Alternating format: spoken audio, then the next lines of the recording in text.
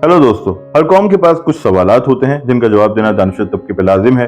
बदकिस्मती से गुज़िश्ता 70 बरस में पाकिस्तानी कौम की जानिब से जो सवालात उठाए गए हमारे दानिशवरों ने उनमें से अक्सर सवालात को अहमकाना और बचकाना कहकर नजरअंदाज कर दिया, उनका जवाब नहीं दिया, जिसकी वजह से आज दानिशवर तबके और अवाम में फासला पाया जाता है।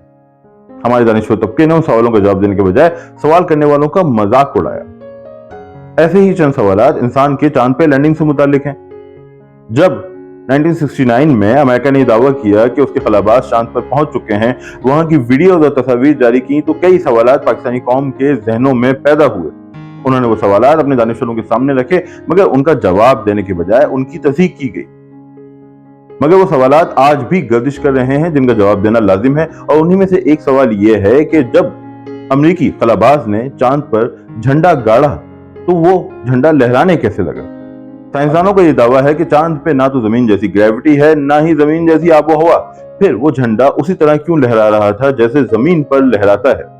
ये सवाल 1969 में भी किया गया और आज भी किया जाता है, और आज भी इसका जवाब देने के बजाय दानिशवर तबका सवाल करने वालों का मजाक उड़ाता है। अब वक्त आ गया है कि इस अहम तरीन सवाल का जवाब दिया जाए। सादा तरीन अल्फाज में मैं आपसे इसका जवाब शेयर करना चाहूंगा। जब नील आर्मस्ट्रांग ने चांद की सतह पे वो झंडा गाड़ा तो वो क्यों लहराने लगा। इस सवाल का जवाब यह है कि वो झंडा इसलिए लहराया था क्योंकि उसमें एक डंडा था, और उसी की वजह से उस पर लाजिम था कि वो लहराता रहे। ये जो झंडा है इसमें डंडा है, इसमें डंडा है। दोस्तों, उम्मीद है आपको जवाब मिल चुका होगा। अगली वीडियो के साथ ऐसे ही किसी सवाल को लेकर फिर हाजिर होंगे, फिर एक संजीदा बहस करने की कोशिश करेंगे। जल्द मिलेंगे, अपना ख्याल रखिएगा। Take care.